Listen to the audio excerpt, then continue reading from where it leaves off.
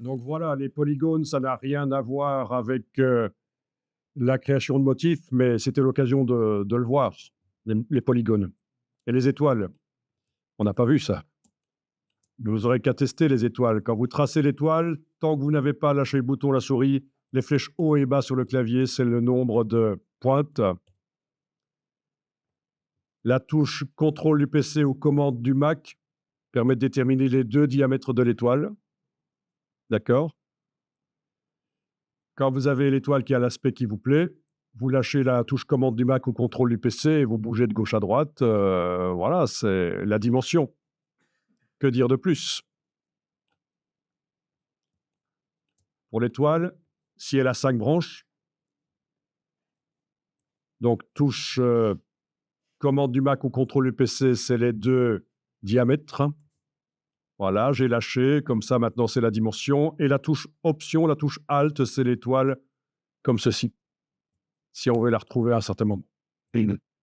Donc touche commande du Mac ou contrôle du PC pendant qu'on trace, les deux diamètres. Et l'étoile type, on va dire, c'est la touche option. Voilà. Comme ça, vous avez à peu près ce qu'il faut savoir sur les étoiles. Et c'est vrai que ça s'est beaucoup amélioré. C'est modifiable de manière dynamique. Avant, une fois que la forme était créée, une fois qu'on avait lâché le bouton, la souris, ben voilà, ouais, c'était des vecteurs comme si on les avait dessinés à la plume. Pour les remodifier, c'était pas facile, quoi. OK, on va démarrer d'une des formes que vous avez faites et dans le fond, techniquement, on peut mettre un motif sur un contour, mais il faut qu'il soit épais pour que ça donne quelque chose de bien. Mais là, je vais le mettre sur le fond de la forme. Je vais mettre un motif.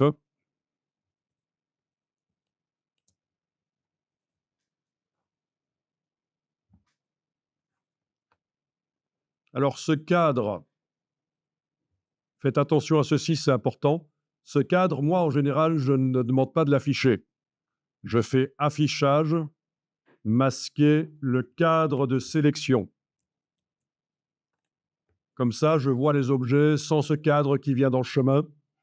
Et quand je veux faire une transformation, j'active cet outil-ci, transformation, qui fait apparaître le cadre. D'accord? Donc, à vous de voir. Moi, je vous conseille de faire comme ça parce que c'est bien de voir les formes sans ces cadres de sélection. Donc, c'est affichage, masquer le cadre de sélection. Ça le fait pour tous les objets que je vais manipuler par la suite dans Illustrator. Et quand je veux le cadre, j'active l'outil de transformation. Voilà, qui permet aussi de tourner d'ailleurs, hein.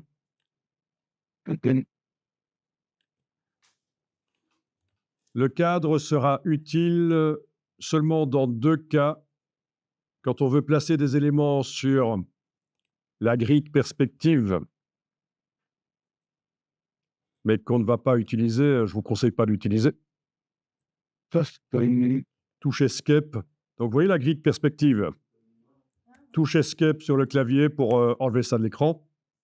La touche en haut à gauche, ESC. Donc, dans le cas où on veut mettre des objets en perspective sur le système de grille de perspective, le cadre de sélection sera vraiment utile pour modifier notamment la dimension des objets. Et autre cas où c'est utile, c'est quand on fait ceci. Avec l'outil de texte, j'appuie, je garde appuyé, je bouge, ça a fait un bloc texte. Si je veux modifier la dimension du bloc texte, ben, il n'y a pas les poignées qu'il faut. Si je prends l'outil de transformation et que j'ai 3 tises, par exemple, ben, le texte à l'intérieur, c'est 3 tises. J'annule. Voyez? Donc l'outil de transformation, dans ce cas-là, il ne marche pas. Et c'est pour ça que dans ce cas-là, je ferai réapparaître affichage, afficher le cadre de sélection. Et là, j'ai des poignées qui apparaissent et qui me permettent de manipuler la dimension du bloc avec la flèche noire sans que le texte s'écrase. C'est comme dans un traitement de texte alors. OK, donc 2 cas où vraiment le cadre de sélection est utile pour moi, grille de perspective et bloc de texte. OK. Alors, j'en étais où? Là.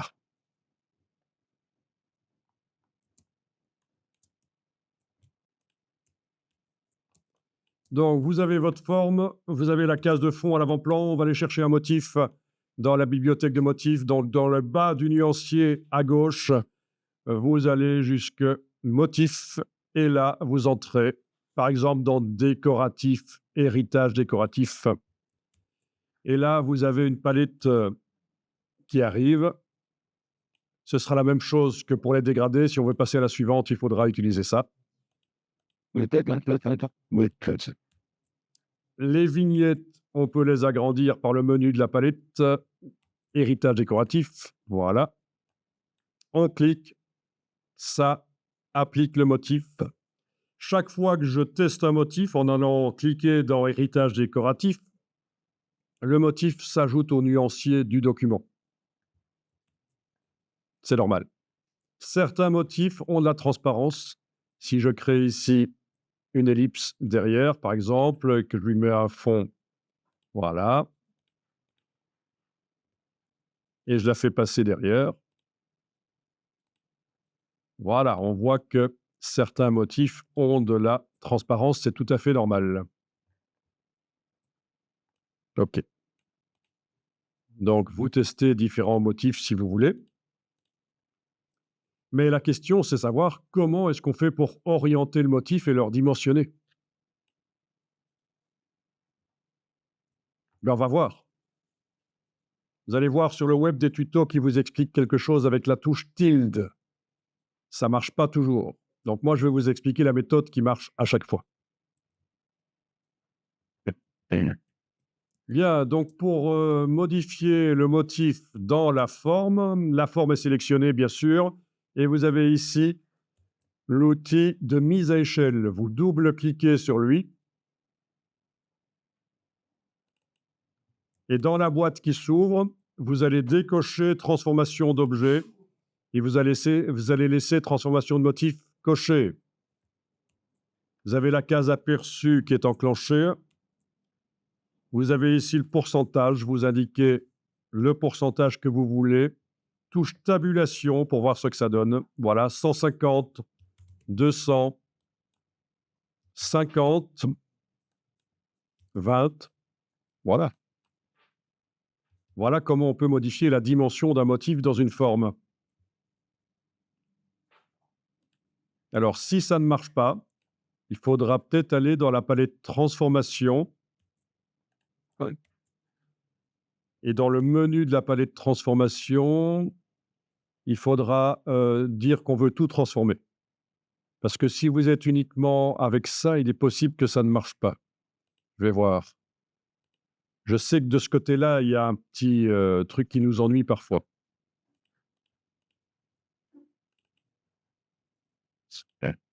Non, ça marche ici malgré tout. Voilà. Bah, vous avez la petite astuce, hein. Si jamais il y a un problème, c'est de ce côté-là, menu de la palette de transformation, que vous allez pouvoir régler le problème.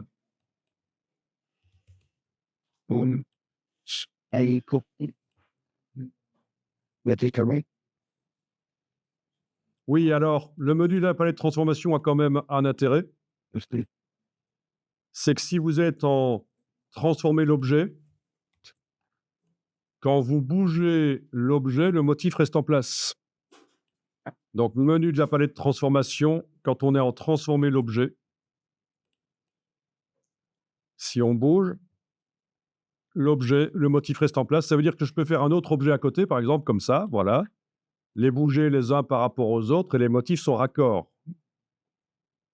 C'est un choix. Pourquoi pas? Et si on est en tout transformé dans le menu de la palette de transformation, quand on bouge un objet, le motif bouge avec et forcément, c'est plus raccord. OK? Donc, ça dépend de ce qu'on veut faire. OK, ça marche. Vous avez un objet avec un je vais le mettre de côté là, avec un motif, pas de problème? Vous avez réussi à modifier la dimension? Donc toujours avec l'objet qui est là sélectionné. Ah tiens, le cadre est revenu.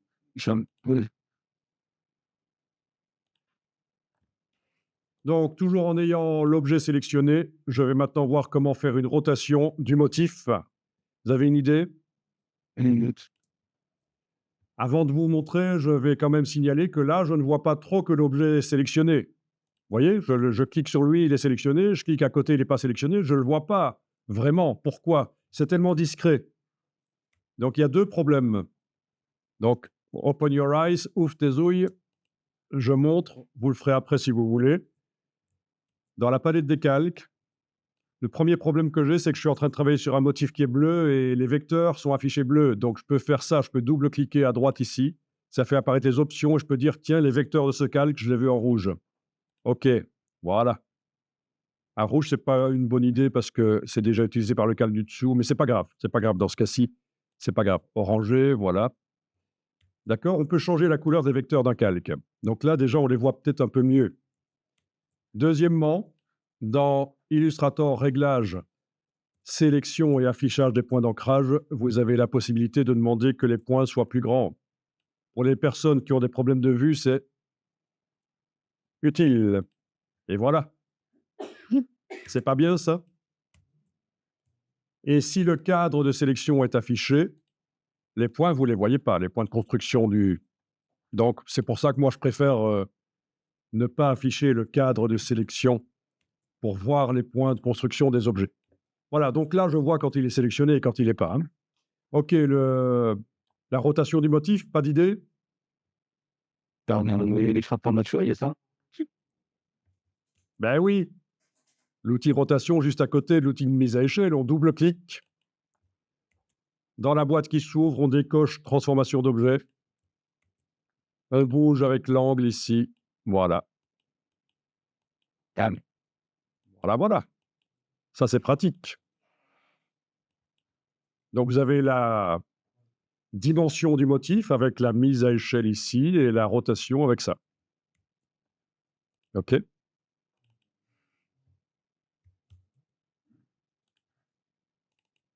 Vous avez les 2. Oui. Arrête. Parce que ça, c'est une question habituelle dans Illustrator. Il y a plein de gens qui ne savent pas comment on fait pour, une fois qu'on a appliqué un motif dans une forme, pour le redimensionner, pour le tourner. C'est compliqué. Alors, repositionner le motif dans l'objet. Je vous montre. Ne faites rien. Je sélectionne l'objet. Si je double-clique sur la flèche noire, dans la boîte qui s'ouvre, je peux avoir transformation d'objet qui est décochée et je vais pouvoir indiquer des choses ici. Je veux le bouger en 10 mm en horizontal, par exemple, le motif. Je fais plus 10 mm. J'aurais pu faire plus 1 cm. Touche tabulation, regardez le motif. Il a bougé. Je vais essayer moins 10 mm. Touche tabulation. Ah, il le bouge en vertical, non? Il me semble. Oui, hein? Là, il le bouge en vertical. Quoique, moins 20 mm. Ouais, non, c'est une illusion avec ce motif, en fait, je pense. La verticale aussi, voilà, la verticale. Là. Vous voyez, donc tout ça, c'est des calculatrices. On peut ajouter, chaque fois que dans tous les logiciels Adobe, vous voyez une valeur, vous pouvez faire diviser avec la barre oblique, ajouter avec le plus, soustraire avec le moins, multiplier avec l'étoile. Donc tout ça, c'est pratique. C'est un peu foireux quand même comme système hein, pour repositionner le motif dans la forme, on est d'accord hein? Ouais. Donc j'annule. Comment je pourrais faire pour repositionner le motif dans la forme? Ça. Ah ah! Oui, parce que là, quand je bouge, Mais il est attaché à la forme. Hein. Regardez, super astuce. Vous allez dans le menu de la palette de transformation, demander de transformer l'objet. Vous bougez l'objet et vous... En fait, c'est l'objet que vous bougez par rapport au motif. Et quand le motif est bien placé dans l'objet, comme ça vous plaît, vous revenez dans le menu de la palette de transformation, tout transformer. Et voilà, vous avez réussi à placer précisément le motif dans l'objet. En fait, vous avez placé l'objet par rapport au motif. Que dire de plus? Il y a plein de choses à dire. Il y a plein de choses à dire. On peut mettre plusieurs motifs sur le même objet. L'objet est sélectionné. Vous allez dans la palette Aspect, menu Fenêtre, Aspect. Il faut considérer que la palette Aspect, c'est comme une espèce de petite palette des calques qui concerne l'objet qui est sélectionné et vous gérez des contours et des fonds. D'accord? Vous voyez qu'il y a un fond avec le motif que vous avez choisi. Vous pouvez demander d'ajouter un deuxième fond. Ajouter un nouveau fond. Oui. Sur le fond, ils sont identiques là. Sur le fond du dessus, qui est sélectionné, là, l'objet est sélectionné, il y a double sélection là. Vous avez l'objet qui est sélectionné et plus précisément le fond du dessus.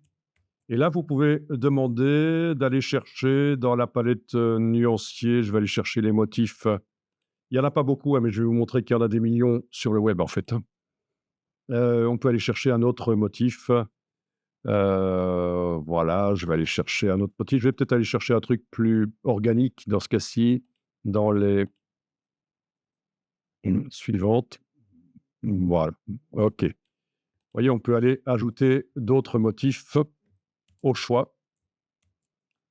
Et si le motif du dessus n'est pas avec de la transparence, ben, il va recouvrir complètement le motif d'en dessous. Sauf que vous avez ici, opacité, la possibilité de diminuer l'opacité pour mélanger les deux. Ou, si je laisse opacité à 100%, la possibilité d'aller modifier le mode de fusion. Voilà. Avec la roulette de la souris, une fois qu'on est dans autre chose que normal, avec la roulette de la souris, on peut passer en revue les manières de mélanger les deux choses. Voilà. Ça peut être très sympa. C'est un peu du hasard, parce qu'il y a tellement de combinaisons, de motifs avec les modes de fusion que voilà. OK? Donc 2 motifs sur le même objet et si je veux modifier la dimension d'un des motifs, il faut que je sélectionne non seulement l'objet, mais il faut que je précise quel fond je veux modifier. Et là, les outils qu'on vient de voir avant, le double-clic sur l'outil de mise à échelle, je décoche transformation d'objet, je modifie le pourcentage 50, voilà, 200, voilà, OK, 50. Je vais modifier l'autre fond, ben, je dis que je modifie l'autre fond. Alors c'est hyper puissant cette, palette aspect en fait, hein, hyper puissant. Je vous laisse tester un peu. Cette possibilité de mettre autant de fonds qu'on veut sur les objets, autant de contours qu'on veut.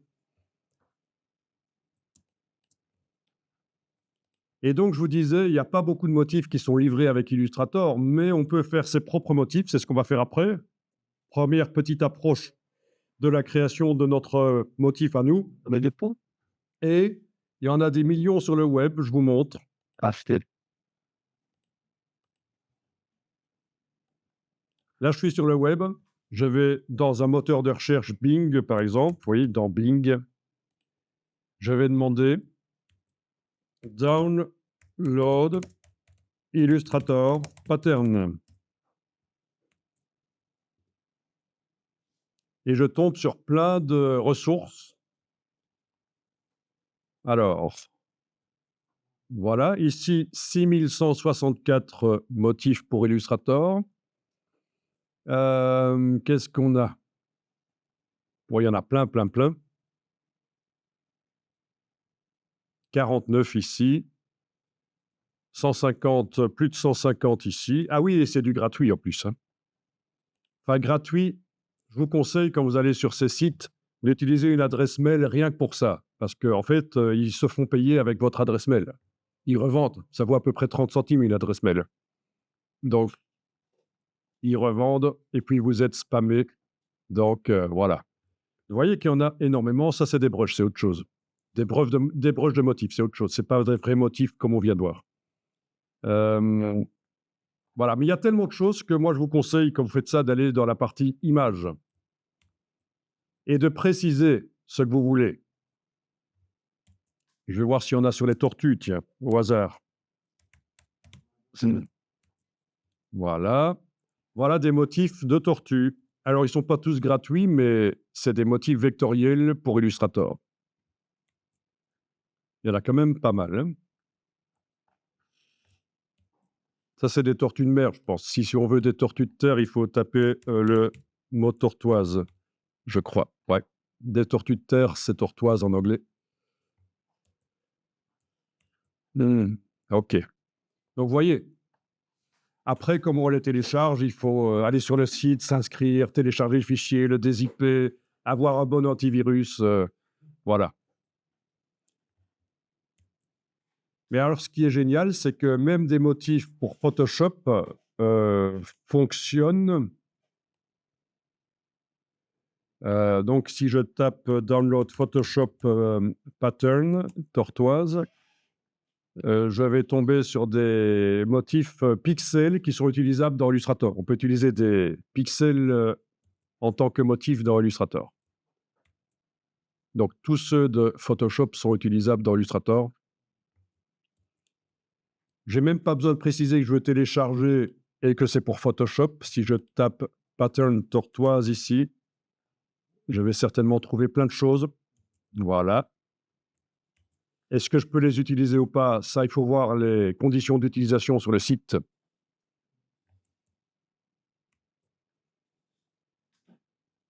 Bon, que dire de plus?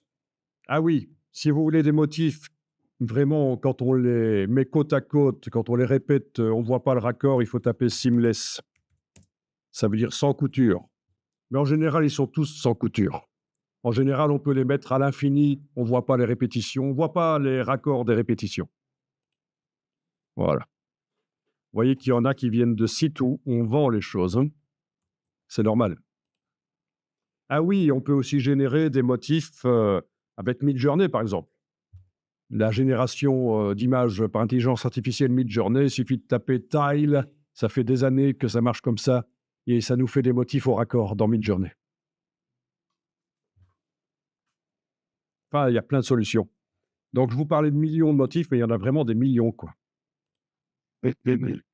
On peut changer facilement la couleur d'un motif, dans le nuancier du document. J'ai demandé ici d'afficher par grande vignette. Voilà. Donc tous les motifs que j'ai utilisés sont dans le document, dans le nuancier du document. Toutes les palettes que vous allez chercher là, dans la bibliothèque, elles sont non modifiables. Tout ça, c'est pas modifiable, mais dès que vous l'utilisez, un motif, il apparaît dans le nuancier du document. Donc sans même avoir l'objet, sélectionné, je vais ici modifier, la couleur, ah oui, ça va être difficile ça. Ça va être difficile parce qu'il y a pas vraiment beaucoup de couleurs. Je vais le faire sur un motif qui n'est pas utilisé dans le document, celui-là, par exemple. Suffit de double-cliquer, on passe en mode isolation, on zoome, le motif de base, il est là. On sélectionne avec la flèche noire. Est-ce que ça va marcher? Oui, avec la non, il y a un grand carré là. Il y a des choses qui ne peuvent pas se sélectionner avec la flèche blanche plus. OK. Donc il a un fond, en fait. Il a un grand rectangle de fond que je vais verrouiller dans la palette des calques. Alors la palette des calques ne vous montre à ce moment-là que, ce qui concerne le motif, hein, donc tout le reste de l'illustration n'est pas visible. Où est-ce qu'il est ce fond? OK, il est là, je vais le verrouiller. OK, c'est là une autre manière de verrouiller. J'aurais pu faire objet, verrouiller, sélection et donc là, vous avez la possibilité d'aller modifier les couleurs en déplaçant, hem, sur voilà, en déplaçant du nuancier, par exemple, sur, les parties du motif.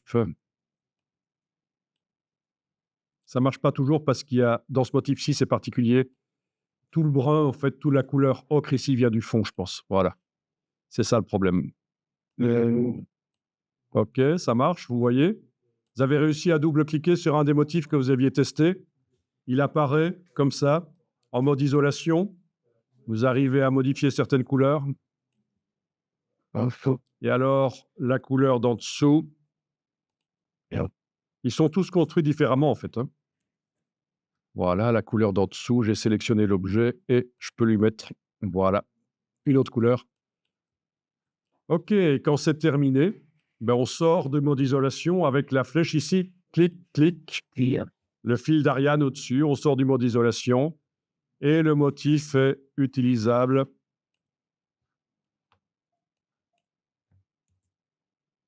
sur le bon calque. Voilà, il est utilisable sans problème. Il a été modifié. So, Est-ce que ça a marché? mm, C'est pas que les couleurs qu'on peut modifier. En fait, on peut tout ce qu'on peut faire dans Illustrator, dans un document Illustrator, peut être fait dans un motif. Ajouter des objets, même des images incorporées, hem, oui. modifier la forme des objets, la dimension, tout peut être fait. Là, vous vous rendez compte que non seulement il y a des millions de motifs, téléchargeables sur le web, certains qui sont vectoriels pour Illustrator.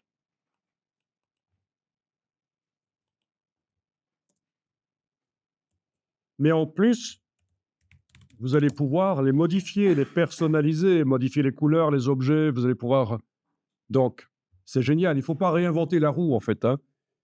C'est bien de faire ses propres motifs, ses propres créations, mais s'il y a des choses existantes, gratuitement disponibles sur le web, pourquoi pas les utiliser? Ça peut accélérer, un boulot.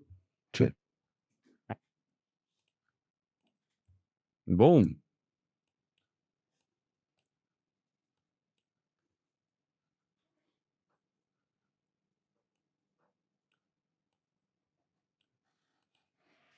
OK, j'ai mis ce motif-là dans mon rectangle. Même si le rectangle n'est pas sélectionné, je vais pouvoir modifier le motif en double-cliquant sur lui dans le nuancier. Ce que je vous explique là, ça va vous faire comprendre comment ça fonctionne. Je peux déplacer les couleurs, voilà, c'est sympa. OK, on va dire que je l'ai modifié comme ça. Je sors de l'édition de motif par la flèche et l'objet qui utilisait ce motif a été modifié. OK? Mais si je fais ça, je mets ce motif-là, par exemple, et je veux, utiliser le même motif, mais avec des couleurs différentes sur un autre objet, mais cet objet-là doit garder ce motif-là, bleu. mm, Comment faire? Una voz. Hein? Ah non, il y a pas de verrou. Donc je sais que si je vais aller double-cliquer sur ce motif-là, modifier ses couleurs, je pourrais appliquer la version modifiée sur un autre objet, mais cet objet-ci va également se modifier, ça m'ennuie. Hop. Il faut cloner le Cloner le motif, le dupliquer. Exactement. On prend le motif, on l'amène sur le signe plus dans le bas du nuancier. On a la copie qui est là quand on survole, voilà. Ça, c'est la première version, ça, c'est la deuxième. Attention, l'objet là doit utiliser le premier motif, oui. Je désélectionne l'objet en cliquant à côté de lui. Je double-clique sur le deuxième motif pour le modifier. Je lui mets des couleurs différentes. Il y a possibilité de remplacer d'un coup plein de couleurs, hein. Mais ça, je ne vais pas compliquer ici. Je sors de l'édition de motif. Et voilà, le premier objet n'a pas été modifié parce qu'il utilise le premier motif. Par contre, je peux faire un deuxième objet sur lequel j'applique le deuxième motif. Donc ça, vous avez les clés en main pour être productif avec les motifs, je pense, ça déjà.